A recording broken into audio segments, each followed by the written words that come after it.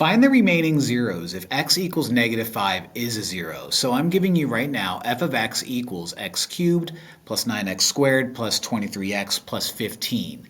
I have to find out the rest after I get rid of negative 5. So let's do synthetic division. Okay, we are going to use that root, negative 5, and we're going to drop down the coefficients 1, 9, 23, 15.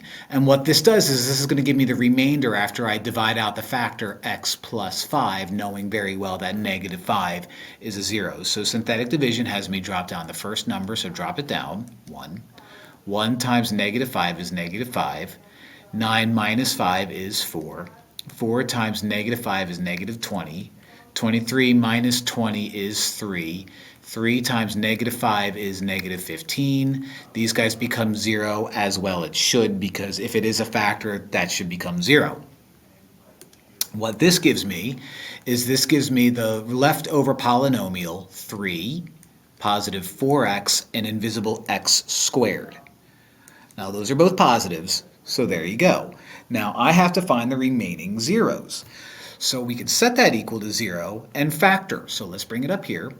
Think of two numbers that add up to 4 and multiply out to 3. X plus 1 and x plus 3 do just that. Set it equal to 0. And the opposite of these numbers are going to be negative 1 and negative 3. So the remaining zeros are going to be negative 1 and negative 3 after I know that it's already negative 5.